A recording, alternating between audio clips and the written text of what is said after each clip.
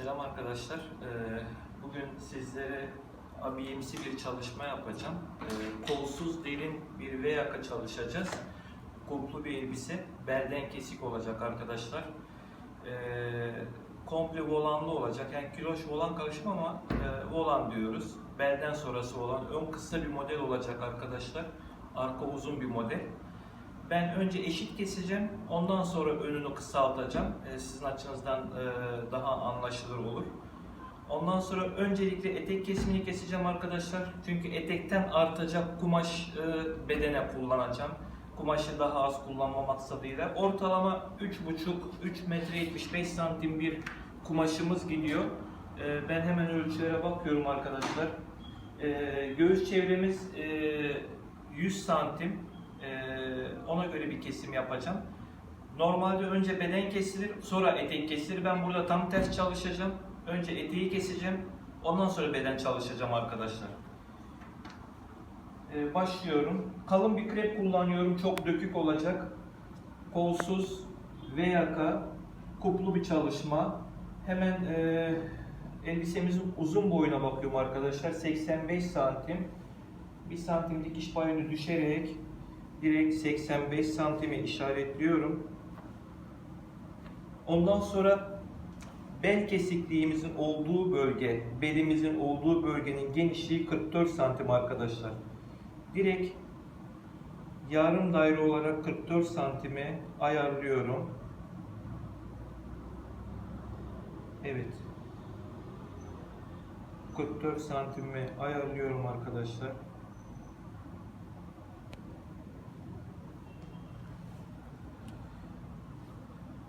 Ön ve arka eteği beraber keseceğim. Ondan sonra ön eteği kısaltacağım. Dikimi çok basit bir model.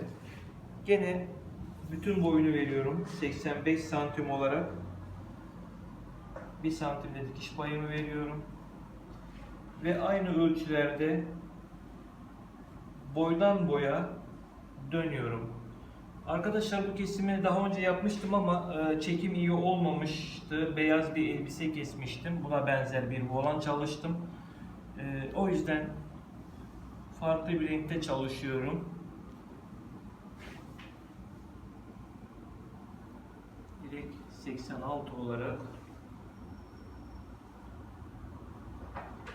boydan boya bütün etrafını aynı ölçüde dönüyorum.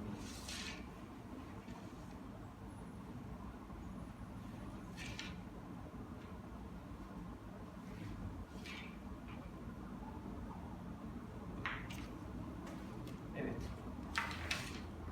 Aynı ölçüde döndüm. Kesmeden önce arkadaşlar hemen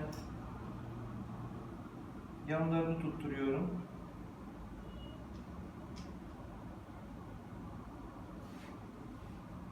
İki yandan dikişli olacak ve çok güzel bir şekilde volan çıkacak. Önce eteği kesmemin sebebi artan parçaları arkadaşlar bedene kullanacağım. O yüzden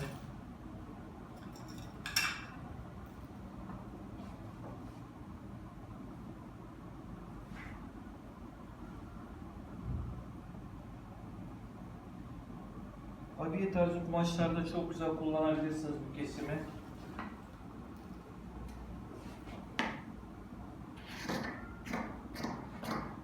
Hemen belimizin genişliği kadar, yani daha doğrusu volanı takacağımız bölgenin genişliği kadar bir yuvarlak kesiyorum arkadaşlar ölçerek.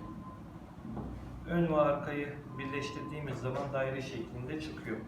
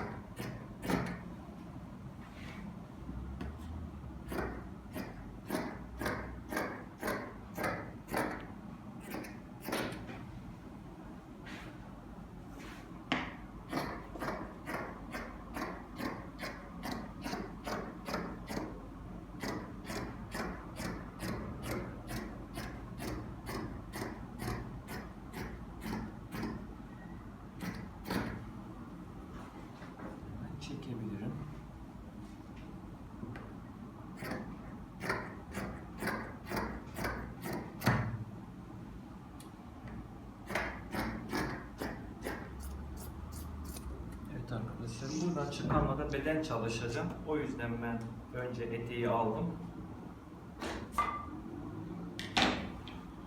Ön arka aynı uzunlukta yapmak isterseniz çıkacak döküm bu arkadaşlar. Tam kiloş gibi oluyor. Biz önünü kısa çalışacağımız için hemen ön boyunu ölçüyorum. Ön boyumuza bakıyorum. 46 santim neti. 1-2 santim 48 olarak kesiyorum.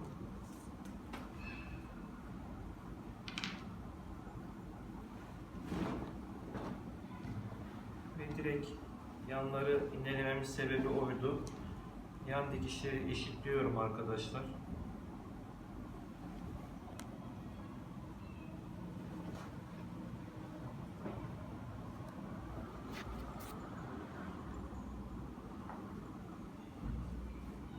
Evet.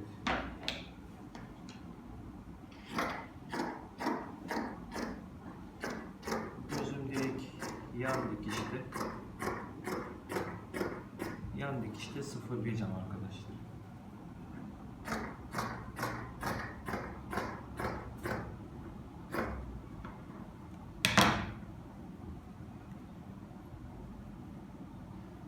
Daha doğrusu yan dikişte sıfırlamıyorum. Yan dikişi biraz geçiyorum.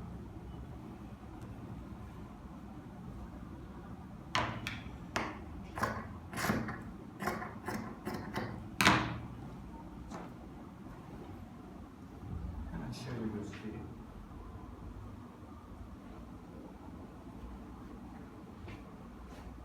Ön kısa, arka uzun arkadaşlar.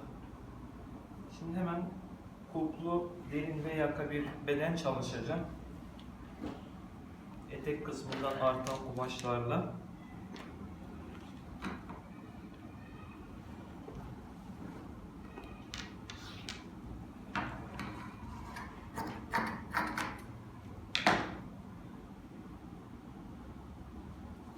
...44 santim kesikliğim var.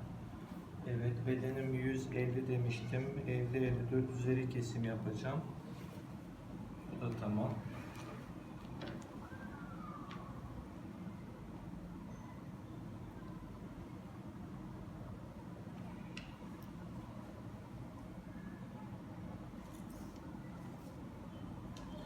Evet, hemen bel kesikliğimi ayarlıyorum. 44 santim.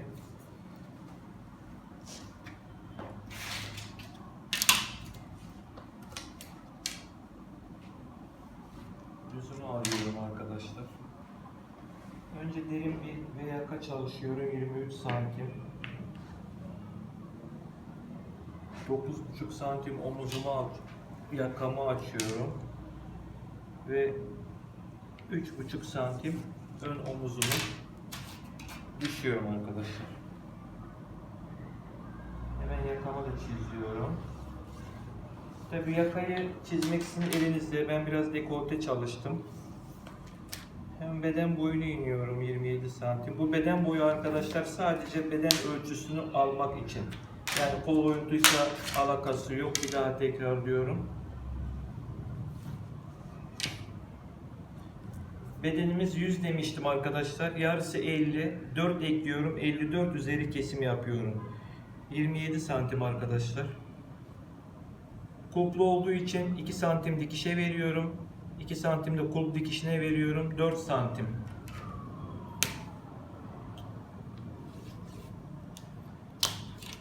Kolsuz bir kesim yapacağım.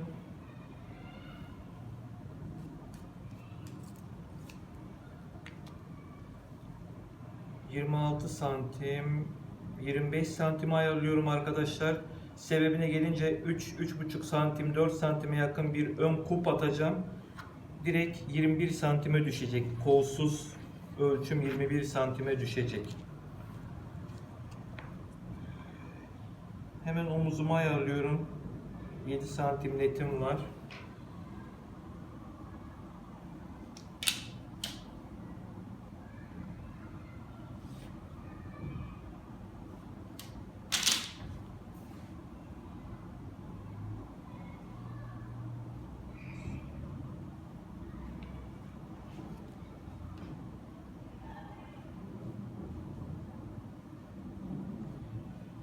peşin atıyorum ön kulbunu.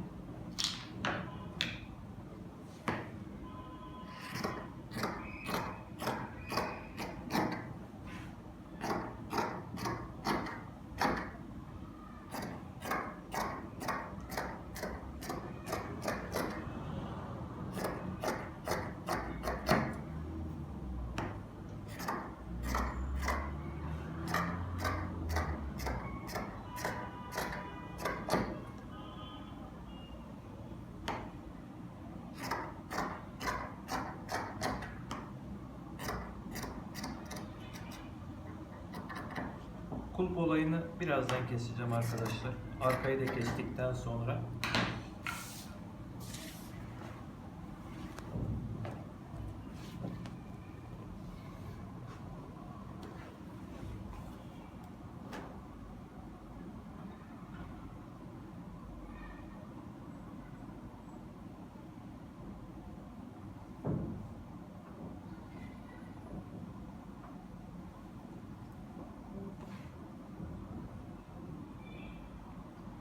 Buna yine yakası derin olduğu için giyerken bir sıkıntı yaratmayacak ama yandan gizli bir fermuar çalışacağız arkadaşlar. Arkası dikişsiz oluyor. 3 santim ben arka omuzunu yine çıktım. Arkayı yine oval yapacağım. 13 santim. 38 robam var. Hemen 19'u ayarlıyorum. Santim dikiş payını veriyorum.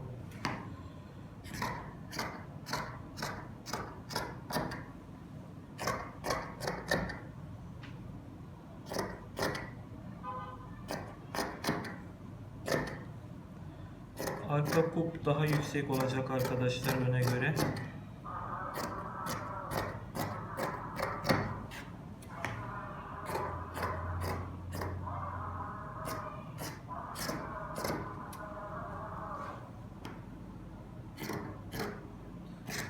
Şu an 4 parçayı bir kesiyorum.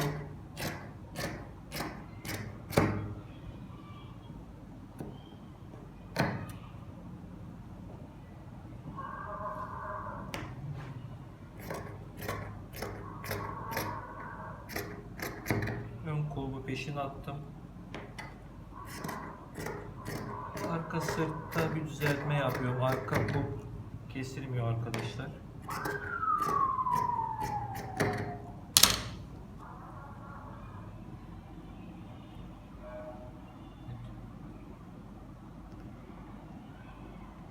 Önümüz arkadaşlar.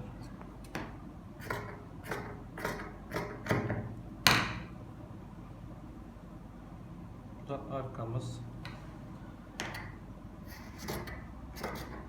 Arkayı peşinen pens gibi atıyorum kemer ölçümüze göre.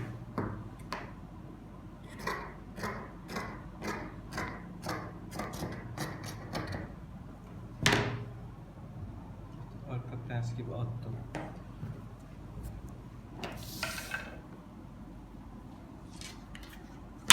Şöyle göstereyim. Bu ön kesimimiz arkadaşlar.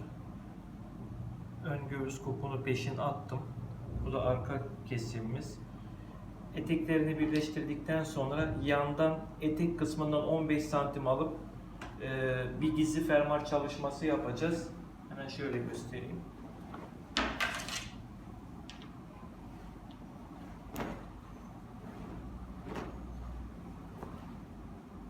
Evet, şu önü baz alalım. Önü birleştirdikten sonra arkadaşlar